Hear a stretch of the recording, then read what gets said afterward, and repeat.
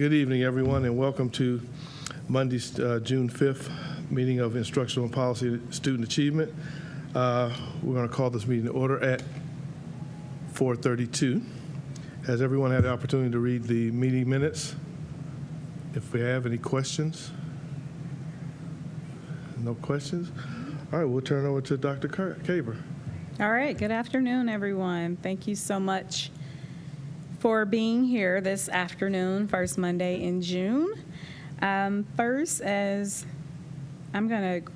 order of business, I'm going to go ahead and share my screen to bring up the agenda.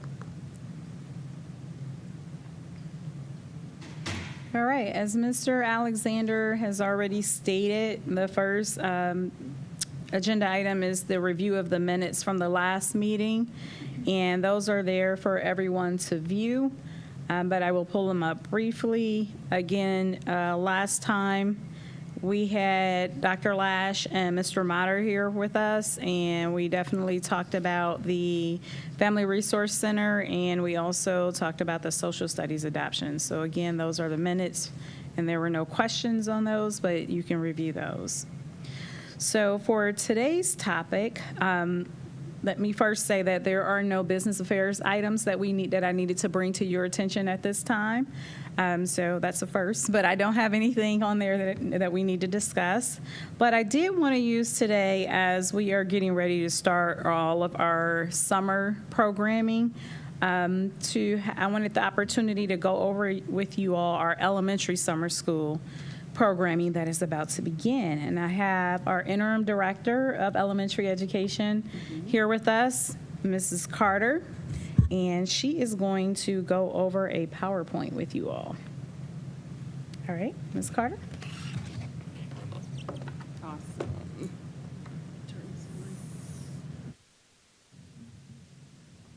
Okay, so elementary has, can you hear me? I mean, I know I can hear me, but am I? Yes. Okay. So elementary has two summer school programs that we help with facilitating. It's the third grade reading academy, and then we also have our mystery camps. And so the bulk of this presentation is about our third grade academy. And we want to make sure that our students are performing at the third grade level by the time they are moving on to fourth grade. There's a lot of research around students being able to read by the time they reach third grade as it relates to either going into college or graduating. It's a predictor for a lot of things. Being able to read at third grade is crucial. And so as relates to our theory of action, we do look at the moves teachers are making in the classrooms, what principals are doing in order to see what we need to see from our scholars. And so some of the things that we're going to talk about are the third grade reading guarantee legislation, the reading diagnostics, how we notify parents and their involvement in the process, our reading improvement plans and monitoring plan, our K-3 ELA framework, the literacy supports that are in place, retention exemptions, and mid-year promotion. And then also, we're going to talk about mystery camp. And so our why. Why do we want our students to be able to read by the time they reach third grade? And why third grade reading guarantee? Well, because we want to prepare our scholars to be successful citizens, and we want them to have all the tools they need in order to navigate from one grade level to the next.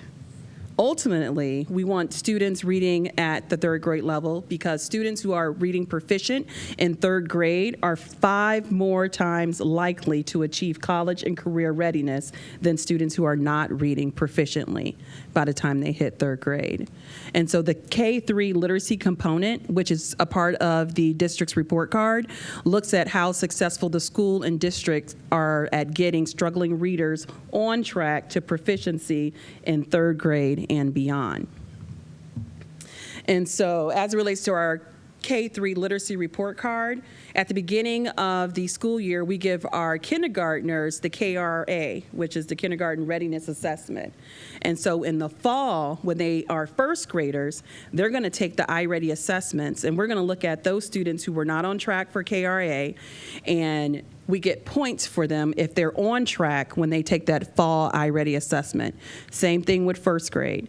As a first grader, when they take that fall iReady test, we look at who was not on track in the fall. And in those students who were not on track in the fall or on track in the fall of the next school year when they're second graders, we get points for them. So the more students you get from off track to on track is what gives us points. And so each time students take the iReady diagnostic, we treat it as if it's the OST assessment, almost like it's the OST assessment, because we want them to take it seriously so that we can truly see what they're able to do as it relates to ELA.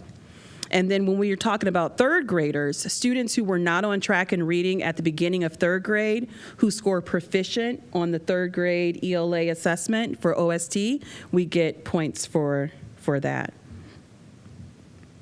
And so our goal is to ensure all students can read.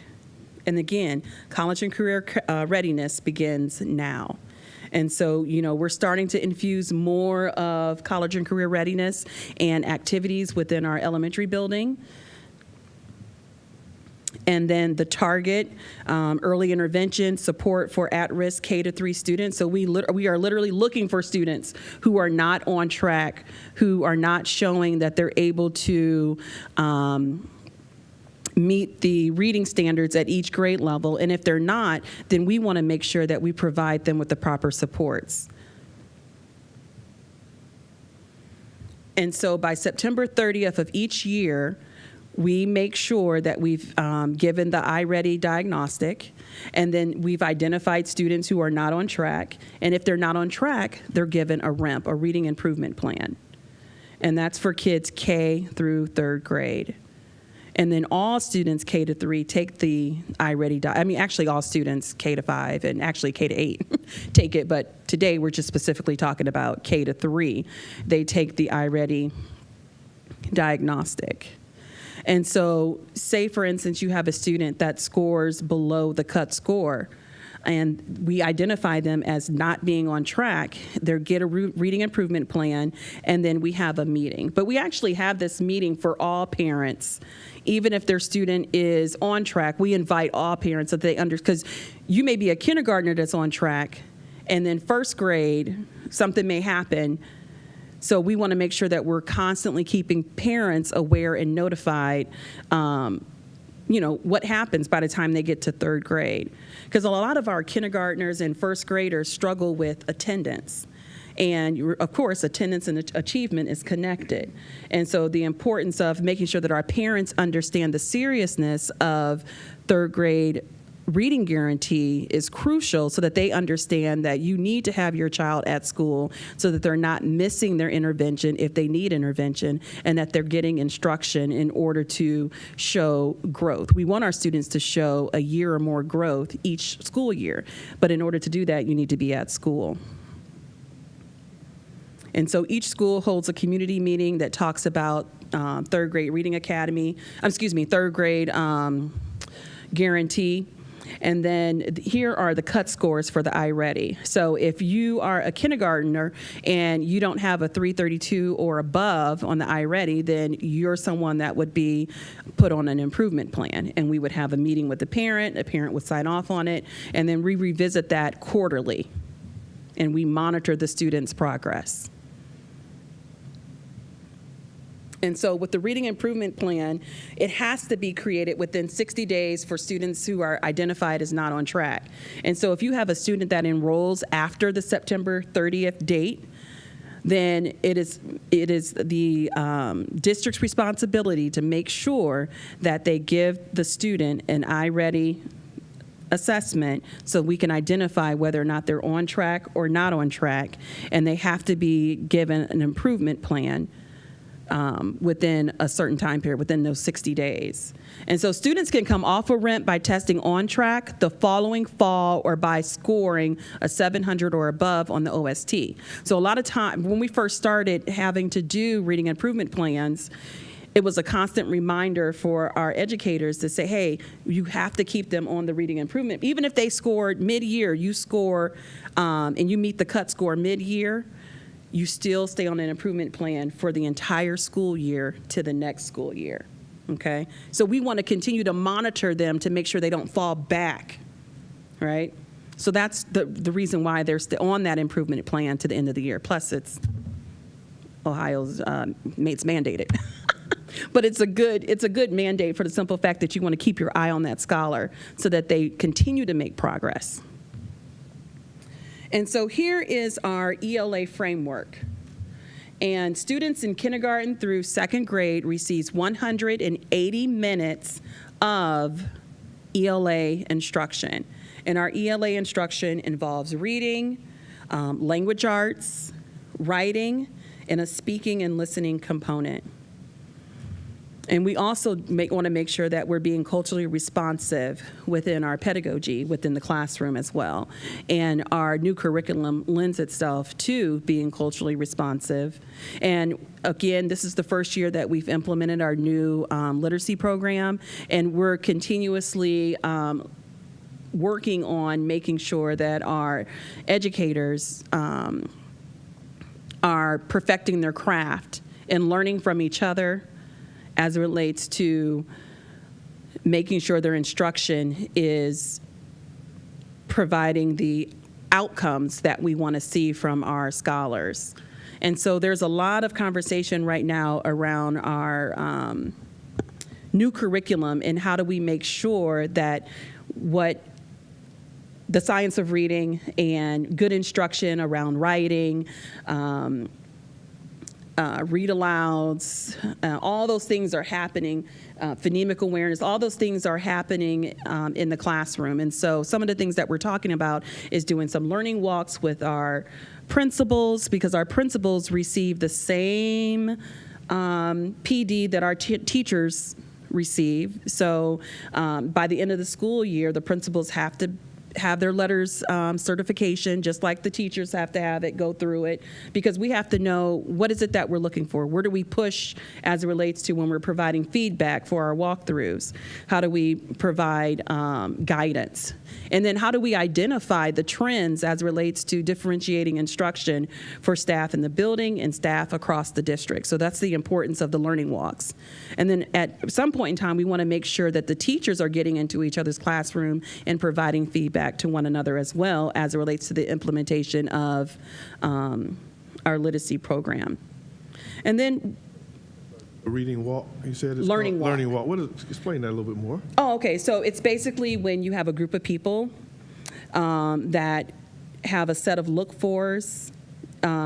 It could be curriculum. You could be doing a look for as it relates to some PBIS strategies or classroom management. But in this particular case, we're doing look fors just around the reading block. And so when we go into the classroom, we're looking for certain things. Is the classroom set up for small group instruction? Are there procedures in place?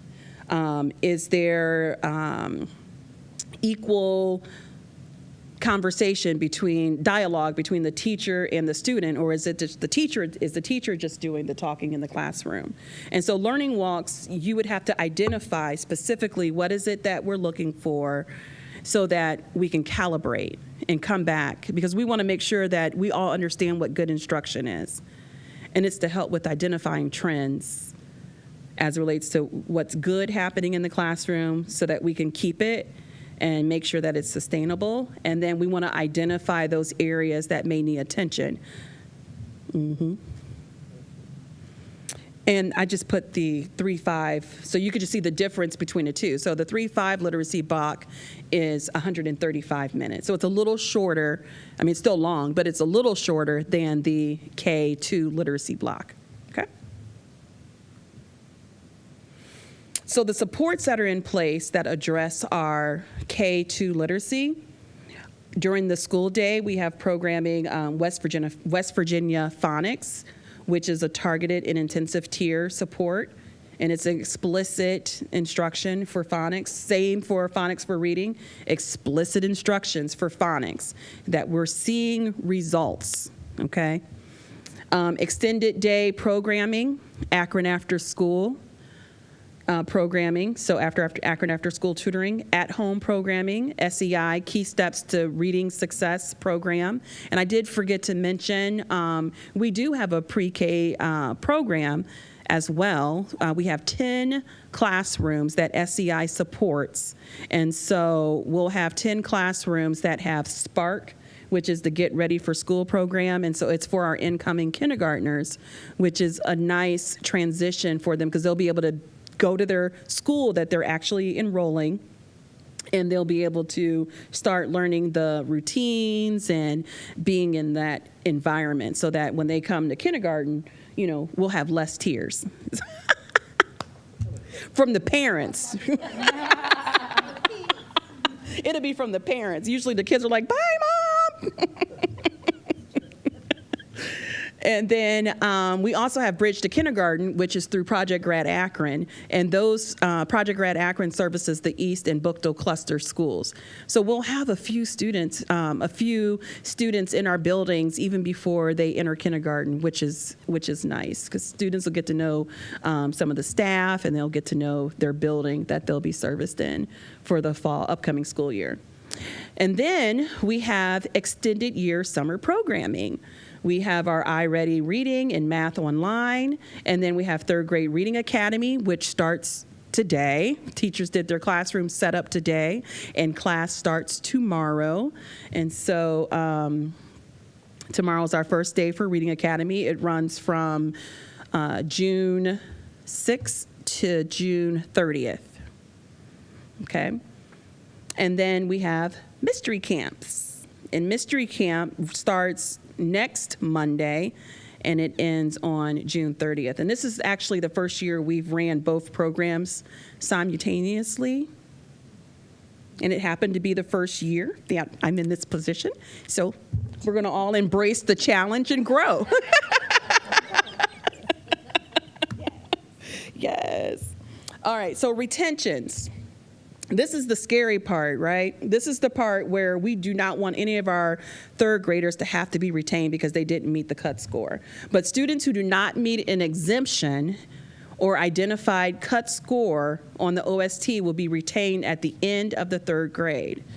An exemption. So there are several ways you can be exempt from the third grade reading guarantee and move on to the fourth grade. One, you may be a student on an IEP that has issues with decoding.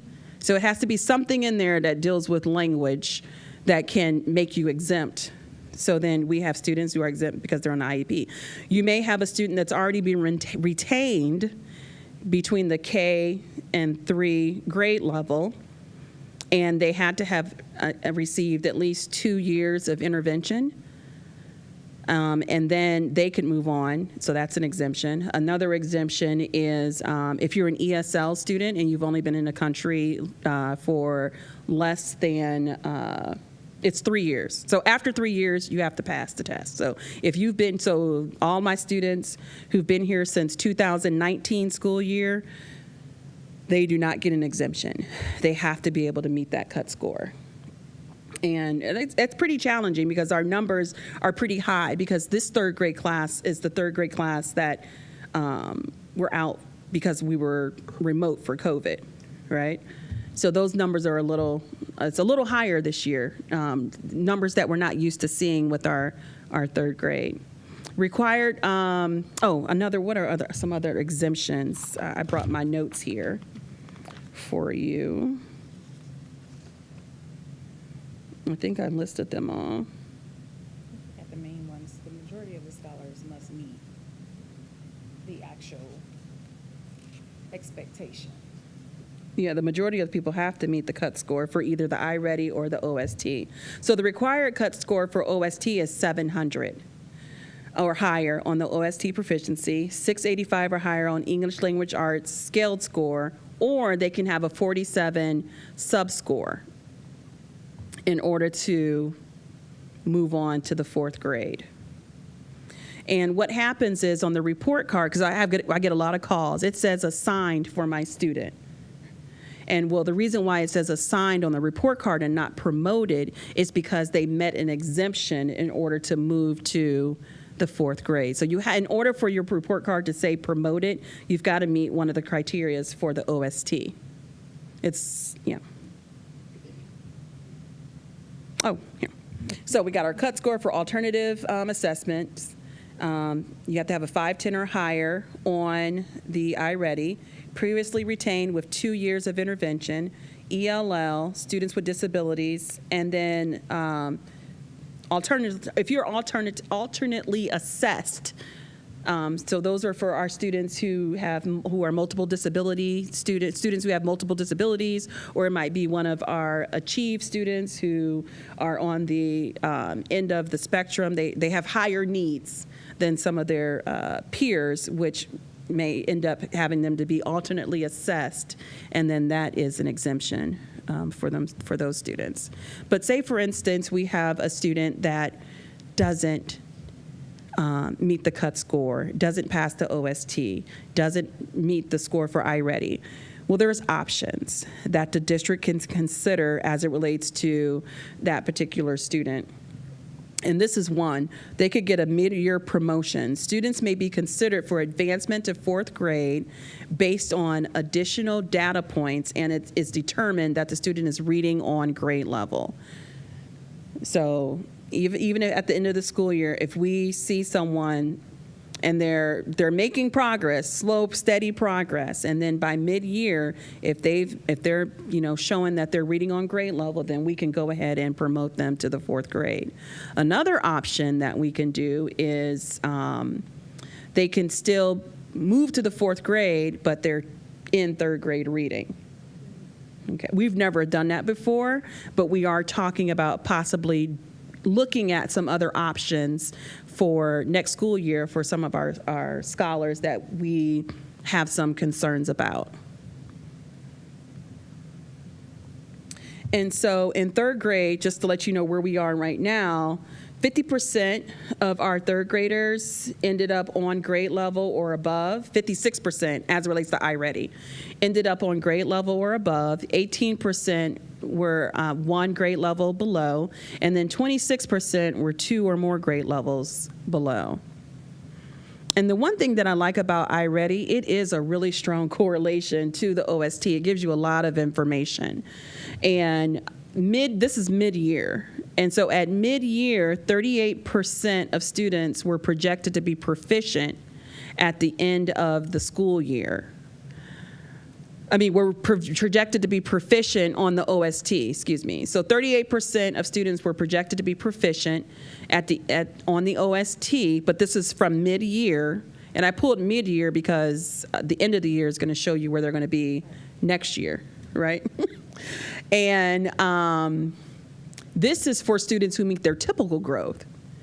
But the proficiency gets even higher if you have students who are meeting their stretch growth.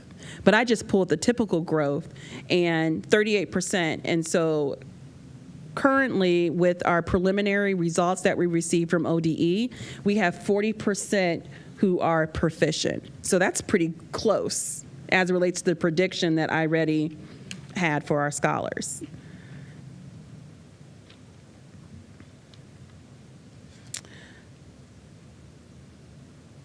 Ignore this top part here. Hold on a second.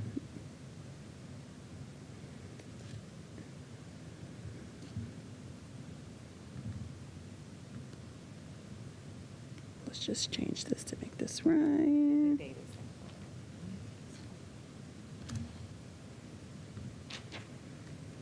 All right. So how many 3rd graders met the 3rd grade reading guarantee requirements for promotion to 4th grade? This school year, it was 85%. And then how many 3rd graders scored proficient on the OST? It was 40%. And so again, this number, it's pretty high right now. So we have 15% of the students who are our 3rd grade reading guarantee students who have to go to the 3rd grade reading academy. So right now I'm at 240, well actually 242 because we found a student who ended up meeting her, she met the iReady cut score, and they had to go in and change her acceptance to a refusal because she met her cut score, so that took the number down to 242. So yes, one less scholar that is in jeopardy of not moving on to the 4th grade. And so right now I have 38. I just had a resignation just before I walked in here. And so I have 38 staff members that will be supporting us for 3rd grade Reading Academy. Reading Academy is held at 7 of the buildings throughout the district, and each cluster is a host. Each cluster has a host school. So Krause hosts our Bookto cluster schools, and then we go to Findlay for North, Glover, our Garfield school, Resnick, Firestone, Reimer, Kenmore, Richmond, Elliott cluster schools, and then Robinson services the East cluster schools. And then students who do not have students who are going to Robinson, say for instance I'm a Cyberlink student or a Mason student, the district does provide transportation, which is nice. And if I'm a student that attends Robinson, if I normally receive transportation during the normal school year, I'll receive transportation for 3rd grade Reading Academy. And before I talk about this, I'm talking about it later. Okay. So I will talk about this now because I was going to, I'll go ahead and talk about the SAW program. So the SAW program is safety around water, and that's what we're providing for our 3rd grade Reading Academy students. We'll have some schools that go on Monday and Wednesday, and some schools go on Tuesday and Thursday. And say, for instance, you're a parent and you don't want your child to participate in the safety around water, well, they could participate in one of the enrichment programs that we'll have as well as part of our mystery camp. And so with Mystery Camp, it provides reading and math instruction during the day. And one of the things that we've done is encourage principals to talk to parents about enrolling their children in Mystery Camp if they ended up meeting that cut score, that iReady cut score. Because some of them will say, well, I still want my child to go to 3rd grade Reading Academy. Well, before, we used to be able to do that because we didn't have a large number of students that needed 3rd grade Reading Academy. But because of the large number of students that need to be serviced, we're encouraging parents to enroll them in Mystery Camp, which provides reading and math intervention. And it services students 1st through 5th grade, so that's rising 1st graders, rising 5th graders. And it focuses on reading and math. We're using Horizons, which is it's a pilot program that they're using this summer, and it's an innovative program for teaching reading that provides solid systemic instruction using proven direct instruction techniques, and it's briskly paced and built around systemic explicit instruction in phonemic awareness and phonics. And then with the math, we use our math intervention system that we use throughout the regular school year, which is a part of our Envision math.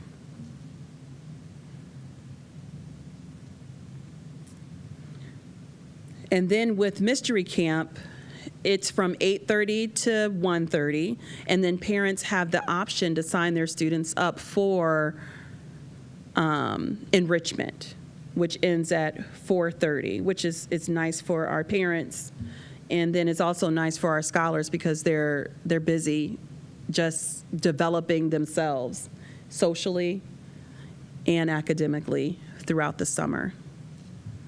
And so for Mystery Camp, we have Camp 1, which is next Monday to the end of June, and then Camp 2 starts the 2nd week in July to July 28th. Questions? Yes, sir. I mean, I have a lot of questions, but you mentioned the number is higher this year in the 4th grade reading. Is that due because we had the pandemic and some of the kids got behind due to the pandemic? I do believe because we're trying to play catch up, and then number 2, it's an issue that we're going to need to address as a district is our attendance. And so once our principals started diving into the data and looking at students who are not making the progress that they should be making, it's because of different issues, and one that continuously comes up is the chronic absenteeism. And so that is something that we want to make sure that we're addressing with our K-3 parents. I do want to add for this group that we did receive our preliminary OST results, which Ms. Carter made reference to. And in the area of ELA, our third grade scholars had the largest percentage of growth in proficiency than any of our other grade levels. So we're projected to have 5% increase in proficiency than we had last year in third grade. So we can see the progression. We can see the progress that is being made. And of course, it won't be official until we get our report card in the fall, and they're still cleaning up the data. But that is exactly what we saw. But as you stated, as Ms. Carter stated, and you asked about Mr. Alexander, we're still in recovery mode. And we're still playing catch up. And this is the first group in the last couple years that have had to meet the third grade reading guarantee rules again. So now we're facing that challenge of promotion to the fourth grade, and do they meet the criteria, which Ms. Carter went over step by step of the different ways that they can meet it. So it kind of sets a new baseline for us. I know we've been saying that for almost a year now, but every time we encounter something new again, then it's a new baseline because it's been a couple years because of the pandemic. But of course, 15% is not where we want to be. Having over 200 scholars that are facing this reality is a little bit concerning, but that's why we wanted to take the time today to not only go over, remind you of some of the things that have happened throughout the school year, but also where are we now. So it is critical, especially for those that are listening at home, that scholars attend the third grade Reading Academy starting tomorrow. If they are listed as one of those 242 scholars, we need to see their faces every single day, because this is our last opportunity to get them to meet the cut score, to meet the expectation. We will retest them again with iReady at the end, as well as they'll have an opportunity to take the OST. So there'll be two opportunities for them to still meet the criteria at the end of the third grade Reading Academy. So this is like our last push to try to get those scholars to that expectation, to meet that expectation. So I just wanted to make sure I share that news. I know it seems grim, but there has also been progress and growth. And of course, when I do my presentation in September, you all will be able to see and compare where we were last year to where we were this year. But I just went back in my notes just to make sure.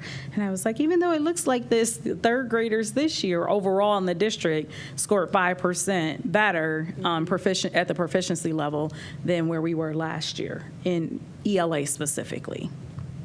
So we're working on it. And I thought that's what was going on, and probably not just here in Akron Public Schools, but throughout the country. Because of kids being out there in the pandemic, that hurts them when they're out of school. Absolutely. So they go through this third grade Reading Academy, they go through the third grade Reading Academy, then they have two other opportunities to test. Yes. An iReady assessment and then another OST. Correct. And so potentially there's students that still wouldn't make it at that point, and those are the ones who are ultimately retained. Okay. But then they have opportunity, if they take the fall assessment, to have the mid-year promotion during fourth grade. Correct. Okay. I just wanted to say that out loud so that I can keep that in mind. Okay. And it's not too late to change your mind. If you said, I don't want my child to go to third grade Reading Academy, they could just repeat the third grade. You can change your mind right now and still sign your scholar up. So I still had principals call today to make sure, like anybody that refused, I wanted them to, have another conversation with the parent about the importance of them being able to continue to move on.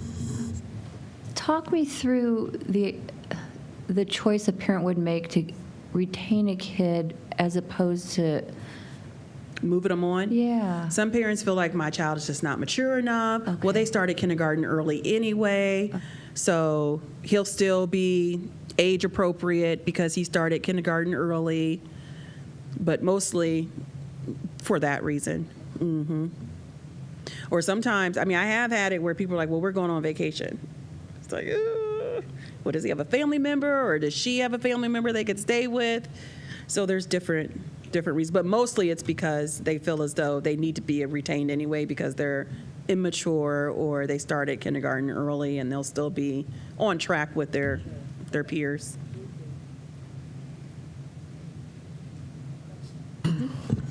Thank you both. Ms. Carter, you answered a majority of the questions that I wrote down as you went further along down the line. I do have a question. What is the current enrollment for the third grade Guarantee Academy?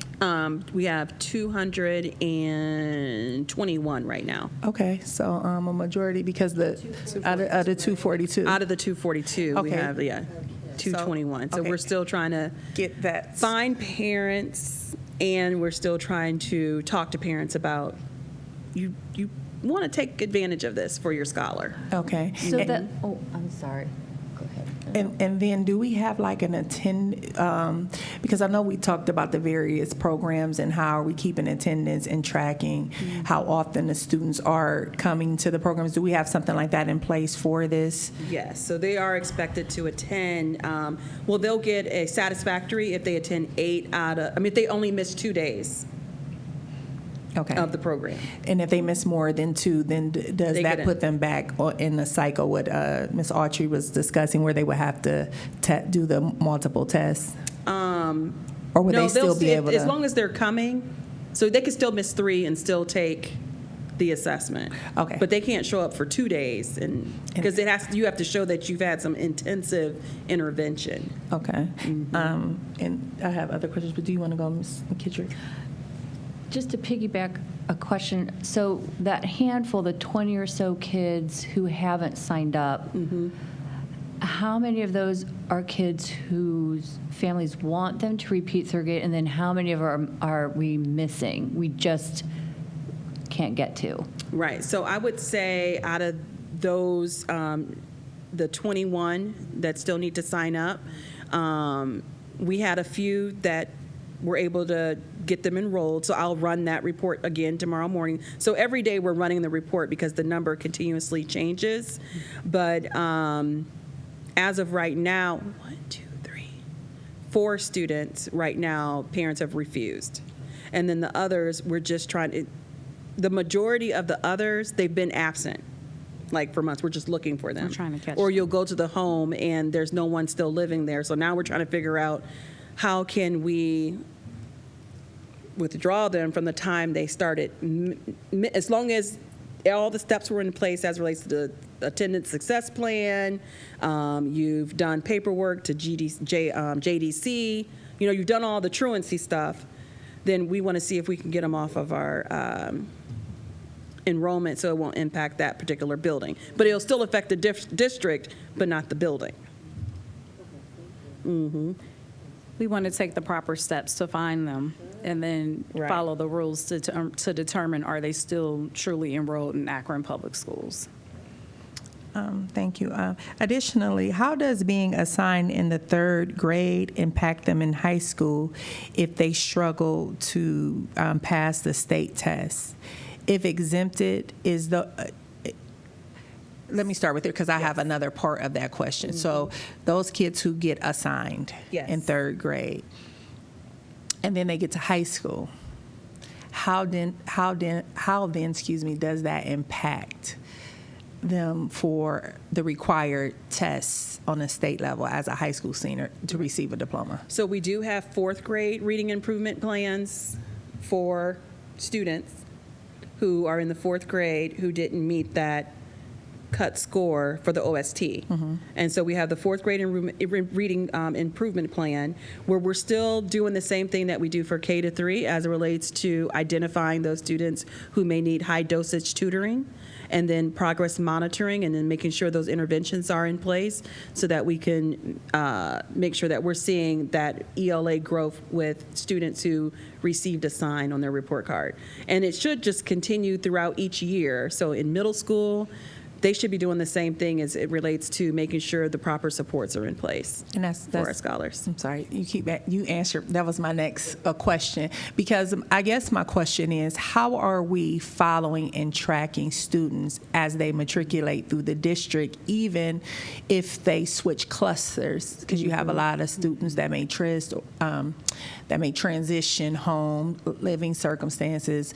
We know we have a high rate of transient students and things of that nature. So I think for me, the important thing with the data and to really be able to see the story and tell the story is if we are following our students from the start to the end in a way that data could be retrieved for that student at any point in time. Mm-hmm. So then when we get building SIP teams looking at data in their buildings at the high school level, and they only have 2 kids, say for instance, I'm just throwing these numbers out, but say if only 2 children in a high school building were proficient or received scores to qualify for college, the certain ACTs to get on main campus and things like that.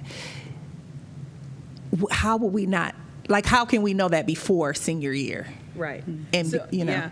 And it's the work at the individual buildings to make sure that you have your eye on each, you have to know each student and where they are for reading and where they are for math, and whether or not they should be receiving some type of intervention to address whatever those learning deficiencies are. But it's up to the individual buildings, and we have to make sure the systems are in place to ensure that we're tracking our student, not tracking, but that we're keeping up with where they are with their learning. So, and again, it gets kind of sticky. So, 1 year the student may be rocking it out and then they may fall off, but we have to make sure that we're catching them when they fall off so that we can make sure those supports are still there to keep them on track. And so it's going to be up to us to make sure that we've designed systems at each level, not just at the elementary level, at the middle school and high school level, to catch students before they get so far that, because once they get to high school, we don't want them to drop out of high school. But that's what happens if students aren't able to read by the time they get to high school. That does increase their chances of becoming a dropout, and we don't want that happening. So I think my question is, what systems are in place? And additionally, because this is a lot of work, right? And typically, in my experience in education, when you're looking at things that have to be done after school, looking at data and it's a volunteer situation, you may not get as many teachers as you would need to go through a building of 500 kids or 4. So I guess my question is, how are we looking to move forward to meet the needs of what you have identified? Because clearly you're aware of what's needed. Because I'm thinking, as a policymaking board, how can we better assist, and what things should we be looking to be in place to help ensure that these systems are in place, and also that we have the bodies? Yes. Because if we're looking at teachers to volunteer, and if they have, you know what I mean? What other resources can we use, if even our teachers, to go through data and to follow? I was going to use the word track too, but we know the negative connotation with that. We don't mean it in that aspect, but just really to follow, as to help quarterback, to coach them along the way. Because we're trying to get them to success. So that's something we don't have to think. I want us to think about, because I want an action plan. Is, I know at the end of every school year, some of the elementary buildings, but this may be something that we need to think about as relates to the transition from elementary to middle school. So we've had some buildings where their teachers, during their instructional improvement day, the last instructional improvement day, went over to the middle school and met with the middle school teachers and discussed students one by one. So that way, when they're scheduling students, they'll know, who works best with who not to put in the class with who, where they are with reading, the kind of instruction that may work for this particular student. So that's one thing I know that we do as relates to transitioning. But do we have a I was going to speak. go ahead. Okay. So one of the other things, like when you brought up the question as a board, like what things can you support and things like that. So we also have, I don't know if you've heard yet, but the Unified Insight. So as a part of our eSchool package. And so you talked about data. And one of the things we just started or just received this year is Unified Insights, which is connected to our student information system.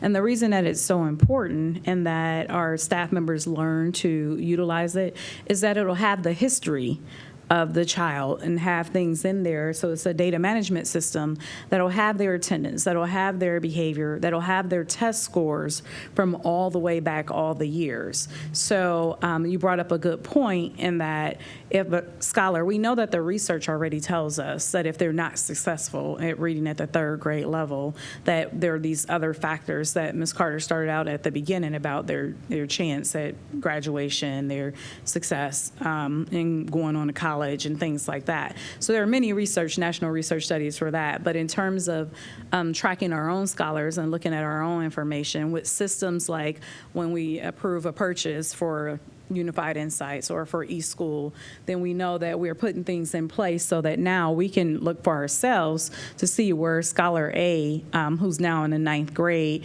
were they on a RIMP? It's the RIMP in the system. Were they successful on the OST in 3rd and 4th grade? Did they score proficient, or did they just meet the alternative cut score in order to be promoted? And we would be able to, especially as a teacher or whoever is interested, the counselor, the teacher, the administrator, central office, would be able to look to see what is the history of the child, to be able to look at things like that, especially in their data teams and their SIP at different times to see where they are. So we do have that, and that's a newer system that's in place, and we're building those reports now in our testing department as we speak.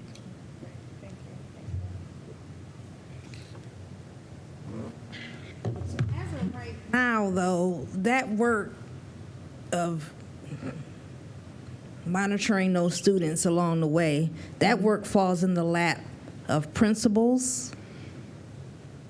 Everybody. Everybody, yeah, principals and teachers.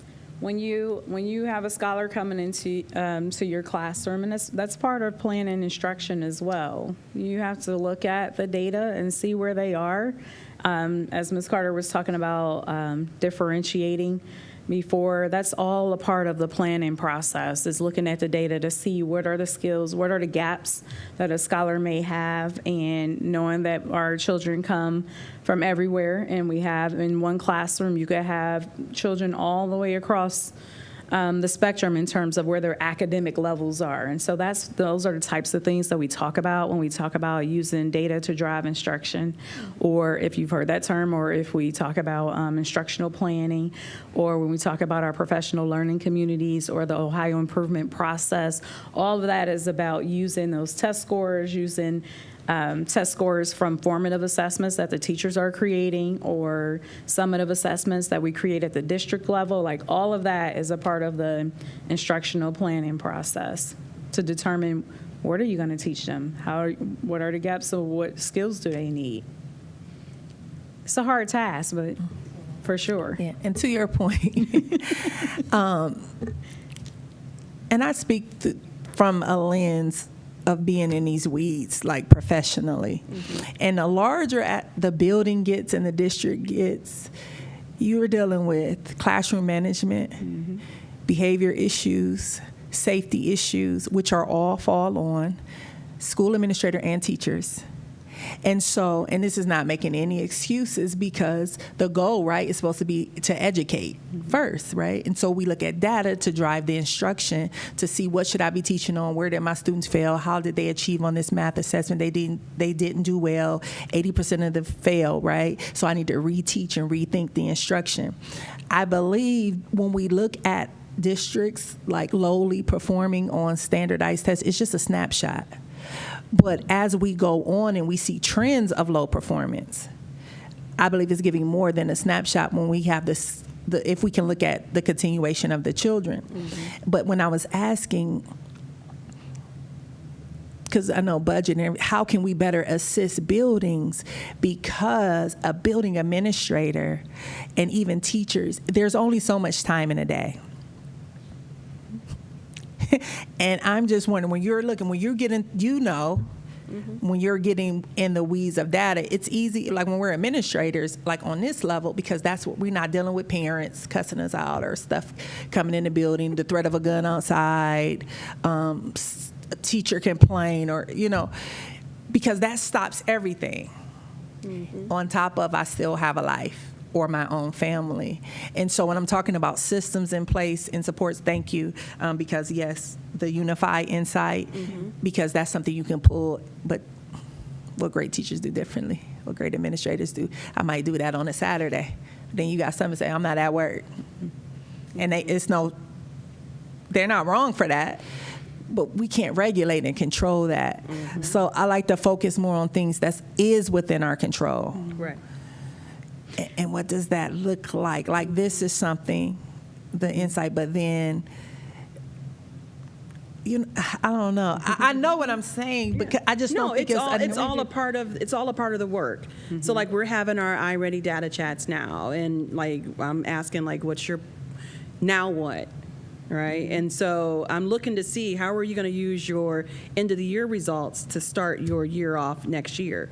But because it's all in the computer, it doesn't matter if I transfer to another school, but at the beginning of the year, when that teacher runs that end of the year report, they're going to be able to see who needs intervention at the start, even before they take that fall diagnostic. But it's making sure that we're utilizing the information that we have. And that's all it's the accountability. Right. And there's no way to, we hope that it's accountability, and the proof is in the pudding, is in the output. And so once we get to year one, year two, year three, with the right things in place, we should see significant gains, even more than 5%. But how can we even measure that accountability factor, that the data is being utilized and maximized, classroom instruction maximized? I'm just processing out. Well, Ms. Jackson, because sometimes it's so difficult because there's other things that are involved. Like you said, there's something that interferes with the teacher teaching that, so they're trying to teach these kids and teach it to their levels, but something stops and they have to stop and do something else. Now they have to stop with this kid and then start again. And the more of those disruptions they have, the further they get behind in their classrooms. I mean, I remember being in the classroom and having some of those kids that were really low, and man, that's my job to get them up to standard. But I have all these other kids, plus I have all these parents, plus I have interruptions in my classroom. You have all these things, and some things you're not in control of. And I understand that, I like that unified piece as well, because that gives them an opportunity to look at that. But it's going to be up to the teachers and the school administrators to lock down on that, to make sure that happens. And sometimes it is difficult for even both. So I will add in, as we get close to the end of our time here, one of the, it's on track, back on track. Great conversation. But one of the other things, so I just wanted to, I was sharing the Unified Insight because those are things that come across your agenda so I just wanted to make the connection for you all. We also have our instructional improvement days, or our professional development days, and we utilize that time as well for parts of that day.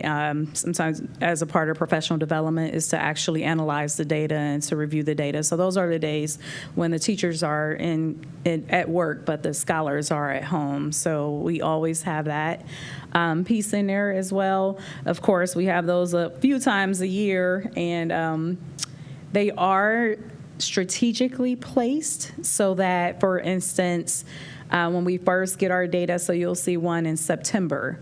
And that is because during the first 30 days of school, we're doing all this testing to see where they are, and then all of a sudden we have a instructional improvement day. That is intentional, so that part of that time could be designated so that they can actually review the data. As as Ms. Jackson said, there's never enough time. But we do try to use those as well, that time period, and we use our Ohio improvement process, so those PLC meetings every week digs into data. But as you all know, as soon as they instruct, you have more data. So it has to become a part of that process. But we do also facilitate those discussions and give guidance even from central office in terms of how to dig into the data. We also have vendor professional development. Sometimes our vendors may facilitate, like someone from iReady could possibly facilitate to show them more how to use the program, how to dig into the data for those data dives and conversations. We have our principal supervisors that meet with them individually. I have actually had meetings scheduled and met with me and Interim Superintendent Outley, who's the executive director at the time, to meet with principals regarding the data, to have conversations and look at the data and talk about, make plans for what are our next steps. So there's checks and balances built in along the way, but we definitely recognize that this is a piece of the puzzle of all the things that we still do and have to address as well. So I'm interested in the teacher's voice about the teacher action, because you said a lot. That was a lot of meetings of administration and PD for the teachers, like with the teachers, right? So with the teachers, then if it's a collaborative effort, I'm curious as to, and for the sake of time, me and you can revisit this because we don't have to be in a meeting. If you have time for me, we can talk about it. Is what are the teachers saying? How are the teachers viewing the PD? And what are the teachers speaking to the classroom reality as far as action plans that they may need to see in place? Because I'm a teacher. And I've been in professional developments with colleagues, and I'm thinking, you need it most and you're paying no attention. If we're going to be real. Can we just talk about it? We understand. And so then I'm wondering, what is the action plan for that? Like, tell me, teacher, from a teacher's voice, what's your action steps? Because we've seen your data. We know you went over it. And you have X, Y, Z, and H. Tell me, can you kind of take us through, because you can help inform instruction for the district for these type of learners? Because it's not to belittle, but what is the accountability? Like, what are we doing? So I just wondered the teacher voice, and we can talk about that later because I believe my colleague had something. And please, I do want to talk deeper about just the overall. Sure. It's more a comment than question, because when Ms. Jackson was talking about, well, you have classroom management issues or a variety of things, and you said, well, those aren't excuses. No, they're not, but they certainly explain, right, how some of our kids have true roadblocks to their learning, right? And so they can't be ignored, right? So no matter what those are, those are the kinds of things we have to look at as well, because those are going to be the kinds of stumbling blocks that some of our kids are going to need help navigating around. Absolutely. And that's why our district has various different departments, and why we talk about the support systems that are needed on all levels, whether it's the counselor, the social worker, whether it's the dean of students, the administrator, the teacher. So there are so many facets to how we service children and those roadblocks, even down to the getting a meal every day. That's a stumbling block, right? That we and for us, for many of our scholars that we provide. Right. Because if I didn't eat all weekend and I'm taking a test Monday morning, how well am I going to perform on that test? Yeah, and those are. I know we're kind of like all understanding the same thing, but those are the things that we do in educational systems, the reality of what we do here. And then at the end of the day, we're still measured by this assessment. Right. So we're going to continue to work, and we just want you all to be aware of what we're doing here, and that we are still working to get the 15% over the hump as we get ready to go. I see Dr. Chapman getting ready to come in too. Okay. But I want to go back really quickly to just let you know that the updates are in here for CCA. I won't go over them, but we have a College and Career Academy update as always, Family Resource Center, and Stay in the Game update. Last we heard, we believe that we have met our goal for the chronic absenteeism rate for this year. The goal is to reduce it by 1.1%, and to meet that, we know it was very high last year. So, so again, we are hopeful that all of these things will come out, will pan out when they finish scrubbing our data, and know that we are not where we want to be, but we're definitely moving along in the right direction. So we're happy to be able to share this information with you today, and as always, we'll get the script ready and share the presentation from today as well. All right, thank you. Any other questions before we end? Okay, well, Yes, ma'am. Absolutely. okay. Thanks, everyone, for being here, and we will close our meeting at 5:32, which is 60 minutes on the dot. Thank you. Thank you. I think the key, though, is